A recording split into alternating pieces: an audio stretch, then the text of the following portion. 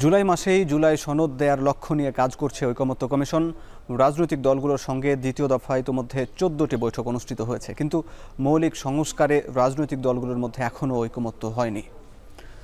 গতরাতে প্রধান উপদেষ্টার সঙ্গে ঐকমত্য কমিশনের বৈঠক হয়েছে। সেখানে সাংবিধানিক প্রতিষ্ঠান গঠনের বিধান, ভোটের অনুপাতে সংসদের উচ্চকক্ষ গঠন, নারী আসনে সরাসরি নির্বাচন সহ কয়েকটি বিষয়কে মৌলিক সংস্কার বলে আখ্যা দিয়েছেন ডক্টর ইউনূস। তিনি বলেছেন, সংস্কারের সনদ হলেই দ্রুত নির্বাচন করতে হবে। সংস্কারের অগ্রগতি নিয়ে আলোচনা করতে চাই ভোটের ট্রেনে। সঙ্গে আছে আমি হাসিব বিল্লাহ। দর্শক, শুরুতেই দেখে নিতে চাই ভোটের মাঠে আজ যা আলোচনা হলো। বিএনপি নেতা সালাউদ্দিন আহমেদ বলেছেন, জুলাইয়ের মধ্যে সনদ না হলে তার দায় ঐকমত্য কমিশনের। এদিকে এনসিপির আহ্বায়ক নাহিদ ইসলাম বলেছেন, খেলার নিয়ম না বদলালে আরেকটা গণঅভ্যুত্থানের প্রস্তুতি নেন। এটি নারায়ণগঞ্জে একটি পথসভায় তিনি বলেছেন, এবং তিনি এর আগে মুন্সিগঞ্জে তিনি একটি পথসভায় বলেছেন, মৌলিক সংস্কার, খেলার নিয়ম বদলালে আরেকটা গণঅভ্যুত্থান হবে। যাই হোক, এদিকে দক্ষিণাঞ্চলের মুখ্য সংগঠক এনসিপির হাসনাত আবদুল্লাহ বলেছেন, বাংলাদেশকে নিয়ে দেশি বিদেশি ষড়যন্ত্র হচ্ছে। এদিকে ঢাকা উত্তর বিএনপির আহ্বায়ক আমিনুল হক বলেছেন, পিআর পদ্ধতি যারা চায় তাদের মেম্বার হওয়ারও যোগ্যতা নাই। দর্শক, এসব বিষয় নিয়ে আমরা আলাপ করতে চাই। ভোটের ট্রেনে আজ আলাপ আলোচনার জন্য যুক্ত আছেন রাষ্ট্র সংস্কার আন্দোলনের মিডিয়া সমন্বয়ক সৈয়দ হাসিবুদ্দিন হোসেন। স্বাগত জানাচ্ছি আপনাকে এখন টিভির নিয়মিত আয়োজনে। শুরুতেই আপনার কাছে জানতে চাই, শেষ মন্তব্য ধরে বিএনপি নেতা আমিনুল হক বলেছেন, পিআর পদ্ধতি যারা চায় তাদের মেম্বার হবার যোগ্যতা নাই। আমরা দেখেছি যে বিএনপি সহ কয়েকটি দল ছাড়া বেশিরভাগ রাজনৈতিক দল, 23টি রাজনৈতিক দলগুলোর মধ্যে প্রায় 21টি দলই পিআর পদ্ধতি, বিশেষ করে উচ্চকক্ষে পিআর পদ্ধতি চায়। আপনারাও পিআর পদ্ধতি চাচ্ছেন উচ্চকক্ষে। সেখানে বিএনপি নেতা এমন মন্তব্য করলেন যে তাদের মেম্বার হবারও যোগ্যতা নাই। কি বলবেন?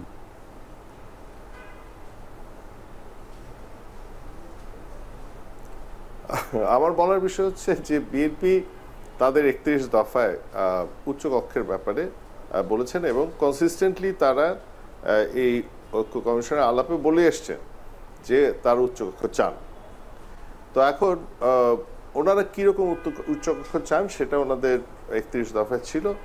সেই উচ্চকক্ষটা হচ্ছে এই যে নিম্ন কক্ষে যেই অনুপাতে সিট ভাগ হবে, উচ্চকক্ষে একই অনুপাতে সিট ভাগ হবে। হ্যাঁ, তাহলে এই যে বিএনপি নেতা যে বলেছেন, এটাকে আমরা একটু ডিকনস্ট্রাক্ট করলে পাই যে, ধরেন নিম্নকক্ষে কোনো একটি বিল নিয়ে আলাপ হয়েছে, সেখানে সরকারি দলে, ধরলাম বিএনপি সরকারি দলে আছেন, তো 60% সিট ধরেন বিএনপির হাতে আছে। তো ওনারা এই 60% সিটের বলে সেই বিল নিয়ে পাশ করে ফেলছে যে হ্যাঁ এটা হয়ে গেছে, যে এটা তারা চায়। তারপরে সেটা যাবে উচ্চ কক্ষে। এবং ওনাদের যে ফর্মুলার উচ্চকক্ষ, সেখানেও কিন্তু 60% সিট থাকবে 100টা সিটের মধ্যে, সেটা বিএনপি। তারা কি আলাপটা করবে? তারাই কোনো ভিন্ন আলাপ করবে? সুতরাং বাংলাদেশের মানুষ যে উচ্চকক্ষ, বিএনপির ফর্মুলার যে উচ্চকক্ষ, সেই উচ্চকক্ষে কি বাংলাদেশের মানুষ কিছু পাবে? সেটাই অযৌক্তিক। তা আমার কাছে মনে হচ্ছে উনি যে বলছেন যে সংসদ সদস্য হওয়ার যোগ্যতা নাই, শুধু যারা আসলে বলছে যে উচ্চকক্ষ মেম্বার হবারই যোগ্যতা নাই, কক্ষের সিটের অনুপাতে হবে। জি, তো সেটাই কিন্তু এতই অযৌক্তিক উচ্চকক্ষটা সিটের অনুপাতে হওয়া, তাতে তাদের নিজেদেরকেই ওনাদের প্রশ্ন করা উচিত যে ওনারা আসলে কি ধরনের সংসদ সম্পর্ক, ওনাদের আইডিয়ার যৌক্তিক ভিত্তিটা কি। আমরা যেটা চাচ্ছি সেটা আসলে কি, একটু ভাঙাটা হচ্ছে, যখন 91 সনে নির্বাচন হয় তখন বিএনপি নির্বাচিত হয় 33% ভোট পেয়ে, এবং 96-তে আওয়ামী লীগ যখন নির্বাচিত হয় সেও 34% ভোট নিয়ে নির্বাচিত হয়। একটু বোঝার চেষ্টা করি আমরা যে তার মানে যারা চেয়েছিল বিএনপিকে সরকার বানাতে, তার দ্বিগুণ মানুষ আসলে চায় নাই যে তারা সরকার গঠন করুক, তাদের পছন্দের প্রার্থী। সেম থিং হয়েছে 96 আওয়ামী লীগে। আমরা বাংলাদেশের মানুষ হিসেবে আসলে যেটা চাই সেটা হচ্ছে এই যে বিরোধী দল এবং সরকারি দল দুজনে মিলে আলাপ আলোচনা করে বাংলাদেশের মানুষের জন্য যেটা মঙ্গলজনক সেটাই তারা করবেন। আমরা শান্তিতে থাকতে চাই, আমরা চাই যে আমাদের রাজনৈতিক দলগুলিও শান্তিতে থাকবে। সংখ্যানুপাতিক নির্বাচন হলে সেটা করতে বাধ্য হবেন। আমাদের নিম্নকক্ষে যিনি সরকার গঠন করবেন তার যে বেশি সংখ্যক সিট থাকবে সেটার জোরে উনি একটা বিল পাশ করলেও উপরের যখন হাউসে যাবে উপরের হাউসে সংখ্যানুপাতিক নির্বাচন হলে তাদের বিরোধী দলের সাথে আলাপ করার মানে বাধ্যবাধকতাটা থাকে। তো সেই আলাপের সংস্কৃতি যখন হবে আমাদের বাংলাদেশ শান্তিতে থাকবে, আমরা বাংলাদেশের মানুষ শান্তিতে থাকবে। আমরা মনে করি আমাদের বাংলাদেশের নাগরিকদের যে স্বার্থ সেই স্বার্থটা আসলে সবচেয়ে সুন্দর একটা পরিণতি পাবে যদি আমরা উচ্চ কক্ষে সংখ্যানুপাতিক নির্বাচন চাই। এখানে একটা জিনিস বলা উচিত, সেটা হচ্ছে উচ্চকক্ষ আবার এমন চাই না যে উচ্চকক্ষ একটা ক্ষমতার আরেকটা দ্বিতীয় একটা প্যারালাল কিছু হোক, সেটা কিন্তু আমরা চাই না। আমরা চাই যে নির্বাচিত সরকার যাতে তার কাজটা করতে পারে। সেই জন্য আমরা অন্যান্য অনেক দেশের মতো উচ্চকক্ষ বিল তুলতে পারবে, উচ্চকক্ষর অনুমতি ছাড়া বিল পাস হবে না, আমরা কিন্তু সেরকম উচ্চকক্ষ চাচ্ছি না। আমরা বলছি যে উচ্চকক্ষে বিলটা নিয়ে একটা আলাপ হোক, যাতে সরকার দল এবং বিরোধী দল আমাদের সামনে পাবলিকলি একটা আলাপ করতে পারে, যেটার প্লাস কি মাইনাস কি। যেটা আমরা আগের আমাদের যে সংসদীয় ইতিহাস সেখানে এরকম হয়েছে যে সংসদের একটা বিরাট সংশোধনীও হচ্ছে, সেই সংশোধনী 5 মিনিট আলাপের মাধ্যমে হয়ে গেছে। এমনকি চতুর্থ সংশোধনী যেটা আমাদের একদলীয় ব্যবস্থা চালু হয় সেটারও কিন্তু আলাপ হয়েছে 5 মিনিট 10 মিনিট। আমরা এটা চাই না। আমরা চাই মানুষের প্রয়োজনীয় যে বিল সেটা তো আসলে আমরা সবাই মিলে আলাপ করতে চাই। এখন আমরা নিজেরা সংসদে যেতে পারছি না নাগরিক হিসেবে, এই জন্য চাই যে আমাদের যারা প্রতিনিধি থাকবে তারা সবাই মিলে আলাপ করবে কোনটা মঙ্গলজনক। এবং আপনারা দেখছেন কিন্তু যে ঐক্য কমিশনে যে আলাপটা আমরা করছি সেটা কিন্তু এই কনটেক্সটেই হচ্ছে যে কোনটা দেশের জন্য মঙ্গলজনক। এতে কি বাংলাদেশের মানুষ আরাম পাচ্ছে না, খুশি হচ্ছে না? আমরা তো ওই বালুর ট্রাক দিয়ে ভরে দিয়ে যে একজনকে আরেকজনের বাসায় যেতে দিচ্ছি না, আমরা তো সেই রাজনীতি চাচ্ছি না। সুতরাং আমরা চাই যে সবাই মিলে আসলে দেশটার ভালো কি হবে সেই আলাপটা করি। সংখ্যানুপাতিক নির্বাচন সেটা একটা প্রথম ধাপ হতে পারে। জি, আপনার সঙ্গে আরও আলাপ করব সংস্কার ইস্যু নিয়ে। আপনি যুক্ত থাকুন। দর্শক, ভোটে টেনে নিচ্ছি একটা বিরতি, ফিরছি একটু পরে।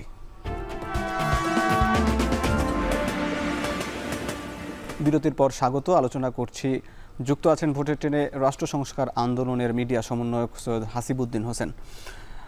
জি হাসিব ভাই, বিএনপি নেতা সালাউদ্দিন আহমেদ বলেছেন যদি জুলাই মাসে জুলাই সনদ না হয় তাহলে এর দায় অন্তর্বর্তী সরকারের এবং ঐকমত্য কমিশনের।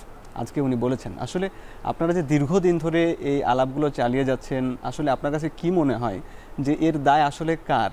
সরকারের, রাজনৈতিক দলের, না নির্দিষ্ট কোনো রাজনৈতিক দলের?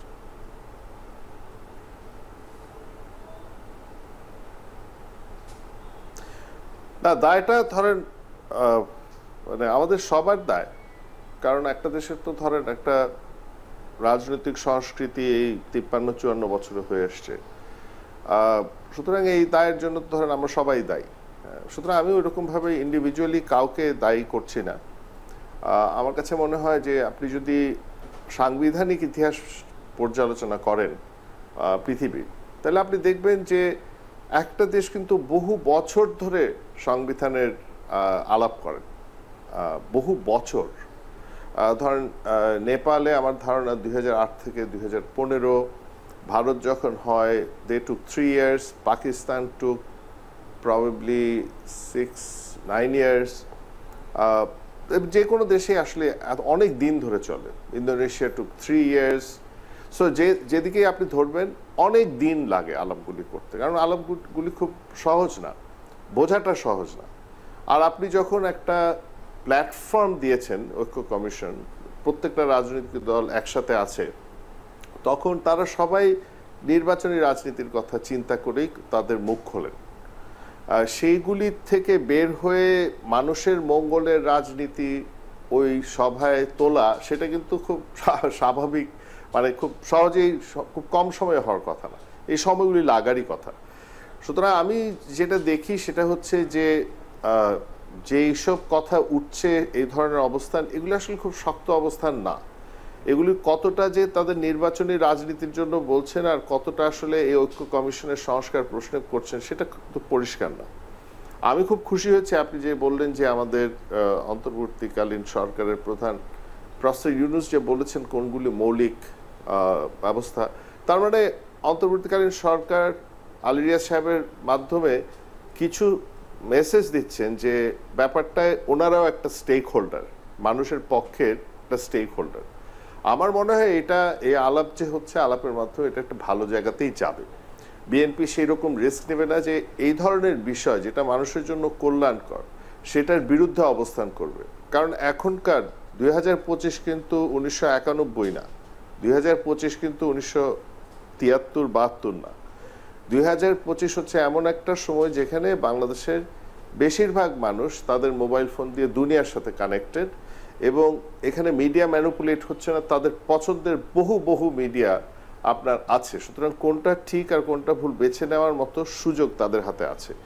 এই অবস্থায় বিএনপি এমন কোনো অবস্থান নেবেন না যাতে তার রাজনৈতিক ক্ষতি হয়। কারণ যদি এটা বোঝা যায় যে তারা আসলে মানুষের স্বার্থের বিরুদ্ধে কোনো একটা অবস্থান নিচ্ছেন, তাহলে তাদের রাজনৈতিক ক্ষতি, তাদের নির্বাচনী রাজনীতির ক্ষতি হবে। সুতরাং আমার ধারণা ইট উইল প্রিভেইল, আলটিমেটলি মানুষের স্বার্থ প্রিভেইল করবে। আমি এটার ব্যাপারে আশাবাদী।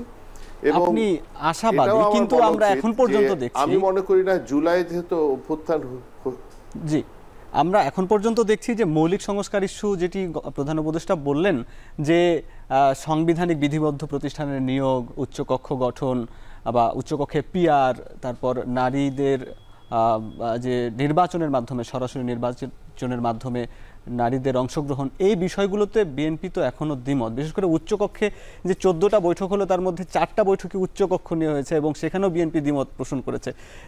সেইখানে এক প্রকার বলা যায় যে ঐকমত্য কমিশন দিন শেষে ব্যর্থ বা হতাশ হয়েছে দিন শেষে। তো সেই জায়গায় আপনি কি বলবেন যে বিএনপি এই বিষয়গুলোতে কেন ঐকমত্য এখন পর্যন্ত হচ্ছে না?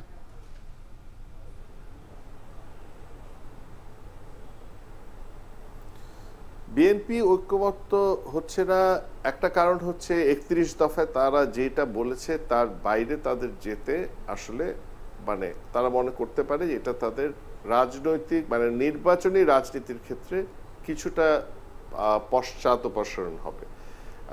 সেটা ওদের একটা হিসাব, ওনাদের হিসাব হতে হবে। আমি ওনাদের ভিতরের কথা জানি না, কিন্তু আমার যেটা সহজ হিসাব সেটা হচ্ছে নির্বাচন সামনে নিয়েই সবাই রাজনৈতিক দলগুলি রাজনীতি করছে। সুতরাং নির্বাচনের জন্য যে ধরনের অবস্থান ক্ষতিকর হবে, মানুষের বিপক্ষে যাওয়াটা হচ্ছে নির্বাচনের জন্য ক্ষতিকর হবে। কারণ সবাই চোখে আঙ্গুল দিয়ে দেখা দিবে যে এটা তো ভুল হচ্ছে। সেই জায়গা থেকে বিএনপি, আমার ধারণা এটা যখন প্রসেসটা শেষ হবে তখন বিএনপি আইদার সাথেই থাকবে বা তাদের, আমরা যে একটা পদ্ধতি ঐক্য কমিশনে ব্যবহার করছি যে তারা এটাতে রাজি হয় নাই, এরকম একটা ডিসেন্টিং অবস্থান নিয়েও আমরা একটা ঐক্যমত্যে পৌঁছাচ্ছি। এখানে একটা জিনিস কিন্তু খুব ইন্টারেস্টিং, যেটা অনেকেই মিস করছেন। ঐক্যমত্য বলতে ওনারা মনে করছেন, অনেকেই মনে করছেন যে ঐক্যমত্য অর্থ হচ্ছে সবাইকেই রাজি হতে হবে। তা কিন্তু পৃথিবীতে কোনোদিনও হয় না যখন সাংবিধানিক জায়গায় যাই। হ্যাঁ, এটা ঠিক যে আমরা সাংবিধানিক আলাপে ভোট নেই না।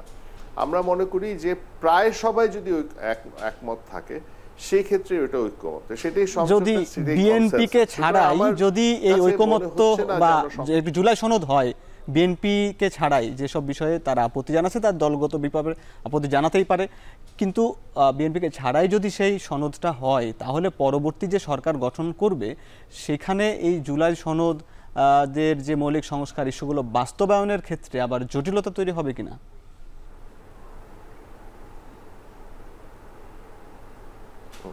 না, আমি কিন্তু যেটা বলেছি জুলাই সনদে ওনারা থাকবেন না সেটা কিন্তু হবে না। জুলাই সনদে ওনারা থাকবেন, আমি বলছি থাকবেন, কিন্তু ডিসেন্টিং ওপিনিয়ন দিয়ে থাকবেন। যেমন ধরেন 70 ধারার ক্ষেত্রে আমরা যেটা পেয়েছি যে 70 ধারার বলবৎ আর থাকবে না, সেটা কিন্তু আমরা সমঝোতায় পৌঁছেছি, ঐক্যমত্যে পৌঁছেছি, সবাই ঐক্যমত্যে পৌঁছেছি। কিন্তু বিএনপি কিন্তু দুটা বিষয়ে তাদের ডিসেন্ট দিয়ে রেখেছেন যে তারা এটা রাজি হন নাই। কি কি?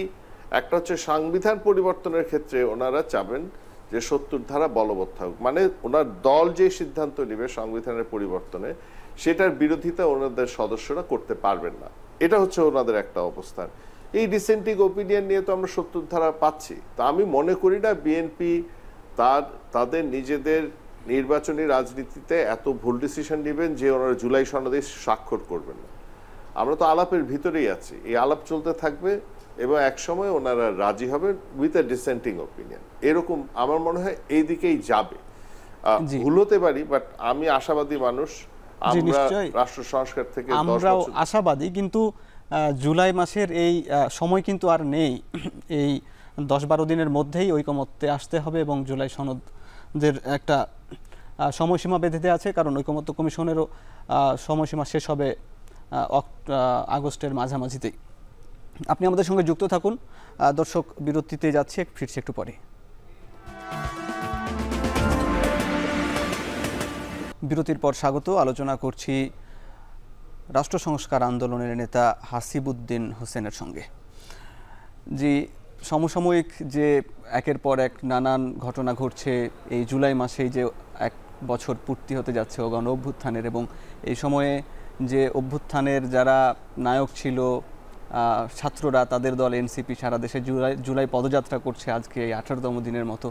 সম্প্রতি গত 2 দিন আগে, গত 16 তারিখ যে গোপালগঞ্জে যে ঘটনা ঘটলো, এবং এটার সঙ্গে অনেকেই বলছেন যে এটার সঙ্গে ষড়যন্ত্র আছে এবং এটা নির্বাচনের পরিবেশ নেই, এবং কেউ কেউ বলছেন যে সব কিছু মিলিয়ে বিএনপি নেতারাও বলছেন যে নির্বাচনকে পেছানোর জন্য ষড়যন্ত্র হচ্ছে।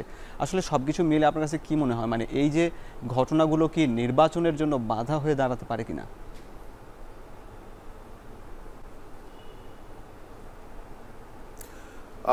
আমার মনে হয় ওই যে আমি কিছুক্ষণ আগে বলেছিলাম যে আমাদের একটা নির্বাচনী সংস্কৃতি আছে, সেই সংস্কৃতির জন্য সবাই আমাদের দায় আছে। আমার কাছে মনে হয় এই সংস্কৃতিটার মধ্যে কিছু মৌলিক সমস্যা আছে। একটা সমস্যা হচ্ছে শোডাউন। আমরা মনে করি একটা শোডাউন করতে পারলে বোধহয় বাংলাদেশের মানুষ তার শক্তিকে মেনে নেবে এবং তাকে ভোট দিবে। হ্যাঁ, এখন আমি ঠিক শিওর না যে এই ব্যাপারটা ঠিক কিনা। আমাদের রাজনৈতিক পণ্ডিতরা মনেই করেন যে শোডাউন খুব বড় জিনিস, কারণ 7ই মার্চে বিশাল শোডাউন ছিল, বাংলাদেশের ইতিহাসে বিশাল বিশাল মানুষ ছিল। কিন্তু এখনকার যুগে মানুষ তো অনেক ব্যস্ত তার দৈনন্দিন জীবন নিয়ে। এখন শোডাউন হলে যে 2টা জিনিস আমার কাছে পরিষ্কার হয়, সেটা হচ্ছে 1, নাগরিক অসুবিধার সৃষ্টি হয়। 2, এই শোডাউন যে টাকাটা কোথা থেকে আসছে এবং এই টাকাটা পরে ইলেকশনের পরে তুলবে কিভাবে, সেটা নিয়ে মানুষের প্রশ্ন জাগে। তো আমি পার্সোনালি মনে করি যে শোডাউনের সংস্কৃতিটাই আসলে বাংলাদেশের একটা বড় সমস্যা। সেটা যে নির্বাচনকে অস্থিতিশীল করে তোলার জন্য ষড়যন্ত্র হচ্ছে, আমি ভাই এটা জানি না। হ্যাঁ, আমি অত সন্দেহপ্রবণ মানুষও না। আমার কাছে মনে হয় যে শোডাউন করতে হবে, দেখাতে হবে যে আমরাও একটা ফোর্স। জামাতে ইসলাম আগামীকাল একটা শোডাউন করছে, হ্যাঁ, যে খুব ফোর্স হিসাবে ওনারা দেখাবেন। এইগুলি হচ্ছে আসলে, এটার চেয়ে বেশি কিছু হচ্ছে না। নির্বাচনকে বানচাল করা থিওরিটিক্যালি কারোর জন্যই লাভজনক না। এবং যখন সবাই ভাবছে যে তাদের এই নির্বাচনে একটা রোল প্লে করার, তাদের একটা লেজিটিমেসি পাওয়ার সম্ভাবনা আছে, জামাত তো নিশ্চিতভাবে ভাবছে, এবং জামাত তো নিজে অলরেডি একটা অ্যালায়েন্স করে ফেলেছে। এনসিপিও দেখা যেতে পারে যে এই ধরনের কোনো অ্যালায়েন্সের সাথে মিলে তাদের একটা লেজিটিমেসি চলে আসবে। বিএনপি তো মনেই করছে যে তারা সরকার গঠন করবে। তো কার স্বার্থ আছে যে এই নির্বাচন না করা? হ্যাঁ, অনেকে মনে করতে পারে অন্তর্বর্তীকালীন সরকার তারা আরো অনেক দিন থাকার জন্য ষড়যন্ত্র করতে পারে, বাট সিরিয়াসলি আমার কাছে মনে হয় তাদের তারা কবে এটা ফেলে দিয়ে অন্যদিকে যেতে পারবেন সেটার চিন্তাতেই আছেন। কারণ ওনারা ওনাদের যা সম্মান ছিল সেটা খোয়াতে নিশ্চয়ই রাজি হবেন না। জি, আপনাকে ধন্যবাদ। আমরা বুঝলাম যে সরকারও এই অবস্থা থেকে দ্রুত সম্মানজনকভাবে বিদায় নিতে চায়, আবার রাজনৈতিক দলগুলো তারাও চায় যে নির্বাচনমুখী, নির্বাচনের জন্য মাঠ গুছাচ্ছে।